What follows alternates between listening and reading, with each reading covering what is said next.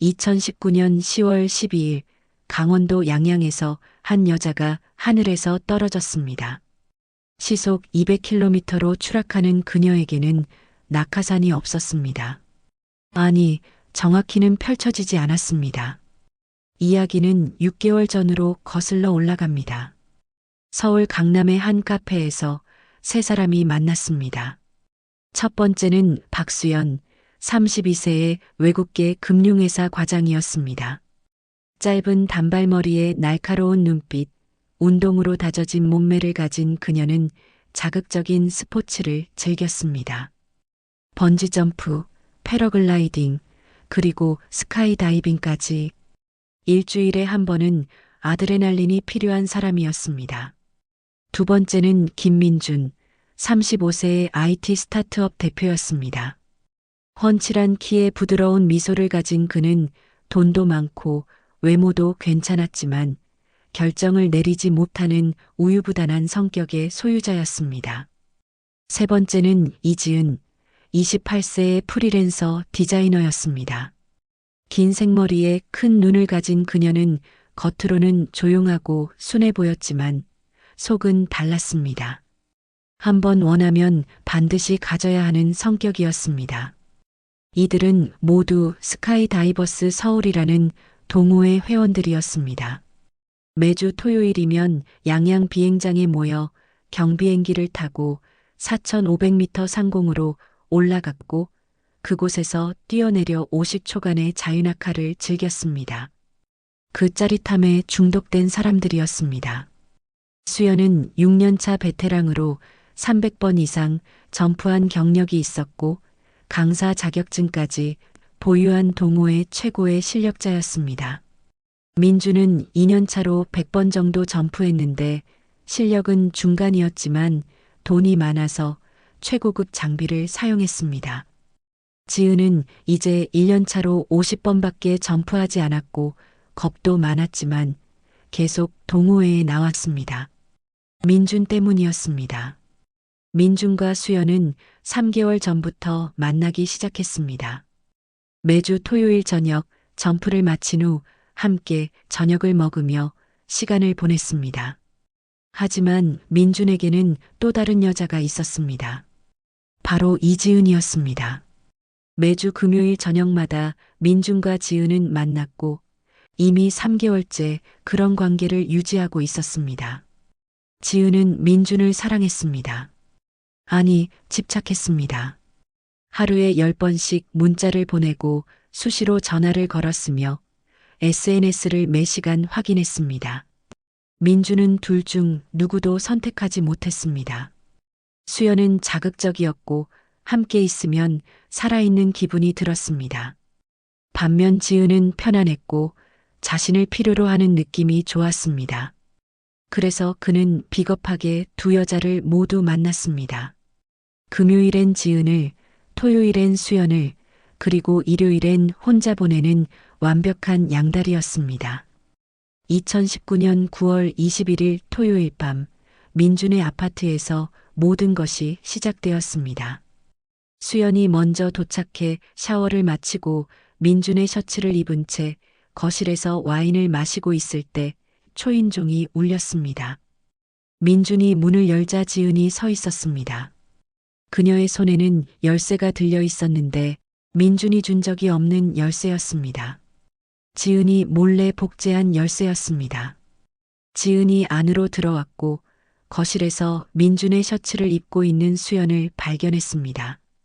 젖은 머리카락의 수연. 그 순간 시간이 멈춘 것 같았습니다. 상황을 파악한 두 여자는 모두 알았습니다. 민준이 똑같은 패턴으로 양다리를 걸었다는 사실을. 수연은 황당했고 지은은 분노했으며 민준은 아무 말도 하지 못했습니다. 지은이 수연 옆 소파에 앉으며 선언했습니다. 자신도 여기 남겠다고. 수연은 비웃었고 민준은 도망치고 싶었지만 자기 집이었기에 갈 곳이 없었습니다. 그때 지은이 제안했습니다. 민준에게 지금 당장 선택하라고. 오늘 밤 누가 여기 남는지로 증명하자고. 민준은 비겁하게도 수연을 선택했습니다. 더 끌렸기 때문이었습니다. 지은을 거실에 혼자 남겨둔 채 수연과 함께 침실로 들어가 문을 잠갔습니다. 지은은 거실에 홀로 남겨졌습니다. 침실에서 들려오는 웃음소리와 속삭임. 그녀의 손이 떨렸고 눈물이 흘러내렸습니다. 1시간이 지나고 침실이 조용해졌을 때 지은은 천천히 일어났습니다. 현관 옆에 놓인 가방이 눈에 들어왔습니다. 수연의 스카이다이빙 장비 가방이었습니다. 지은이 가방을 열자 주황색 메인 낙하산과 빨간색 예비 낙하산, 그리고 복잡하게 얽힌 줄들이 보였습니다. 지은은 부엌으로 가서 날카로운 과도를 꺼냈습니다. 그리고 거실로 돌아와 메인 낙하산의 빨간 줄을 찾아냈습니다. 그녀는 천천히 매우 조심스럽게 줄을 자르기 시작했습니다. 완전히 끊지는 않았습니다. 겉으로는 멀쩡해 보이지만 힘을 받으면 끊어질 정도로 정확히 3분의 2만 잘랐습니다. 예비 낙하산의 파란 줄도 똑같은 방식으로 잘랐습니다. 30분 동안 조심스럽게 흔적이 남지 않게 작업했습니다. 낙하산을 다시 가방에 넣고 똑같이 정리했습니다. 제자리에 가방을 두고 과도를 깨끗이 씻어 서랍에 넣었습니다. 그리고 조용히 아파트를 나왔습니다. 엘리베이터 거울에 비친 자신의 눈물 자국을 보며 지은은 차갑게 웃었습니다. 2019년 10월 12일 양양 비행장의 날씨는 완벽했습니다. 맑은 하늘과 적당한 바람, 스카이다이빙 하기에 최적의 날씨였습니다. 동호회 회원 12명이 모였고 수연도, 민준도, 지은도 모두 그곳에 있었습니다. 수연과 지은은 서로를 쳐다보지 않았고 민준은 여전히 불편해 보였습니다. 오전 10시 장비 점검 시간이었습니다. 수연이 가방을 열어 낙하산을 확인했지만 겉으로는 아무런 이상이 없어 보였습니다. 멀리서 지은이 그 모습을 지켜보고 있었습니다. 오전 11시 좁은 경비행기에 12명이 탑승했습니다. 수연은 창가에, 민주는 반대편에, 지은은 수연 바로 옆에 앉았습니다. 비행기가 이륙하면서 고도가 올라갔습니다. 1000m, 2000m, 3000m를 지나 마침내 4500m에 도달했고 귀가 멍해질 정도였습니다. 수연이 지은에게 물었습니다. 그날 이후 어떻게 지냈냐고. 지은은 웃으며 대답했습니다. 잘 지낸다고, 민준과는 헤어졌다고, 수연이 가져가도 된다고. 그리고 마지막으로 한마디 덧붙였습니다. 오늘 점프 조심하라고, 느낌이 이상하다고. 4500m 상공에서 비행기 문이 열렸고 강한 바람이 들이쳤습니다.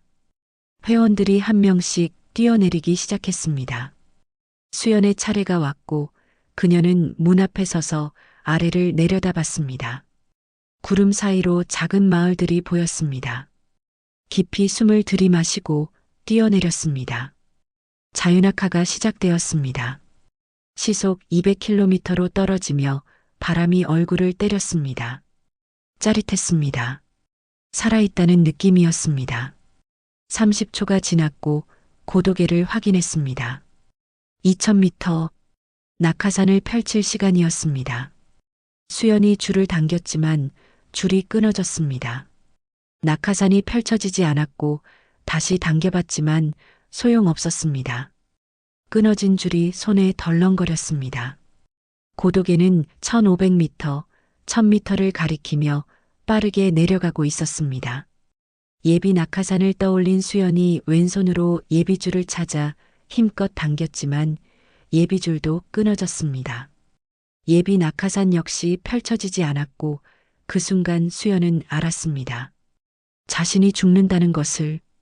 고도계는 500m, 300m, 100m를 지나며 지상이 빠르게 다가왔습니다. 수연은 론 한가운데에 떨어졌습니다. 멀리서 둔탁한 충격음이 들렸습니다. 다른 회원들이 착지를 마치고 수연을 찾았지만 그녀의 낙하산은 펼쳐지지 않았던 것입니다. 회원들이 현장으로 달려갔습니다. 수연은 즉사했고 형체를 알아볼 수 없을 정도였습니다. 누군가는 구토를 했고 민주는 그 자리에 주저앉았습니다. 지은만이 아무런 표정 없이 서 있었습니다. 경찰이 도착해 현장을 봉쇄하고 낙하산을 회수했습니다. 국과수 감식반이 낙하산을 분석한 결과 메인줄과 예비줄 모두가 깔끔하게 절단되어 있었습니다. 칼로 자른 흔적이 명확했습니다. 20년 경력의 담당 형사 박준혁은 현장을 보자마자 직감했습니다. 이것은 사고가 아니라 살인이라는 것을. 누군가 의도적으로 낙하산 줄을 잘라놓은 것이었습니다. 동호회 회원 전원을 조사했습니다. 12명 모두 점프 당일에는 알리바이가 있었지만 문제는 그 전이었습니다.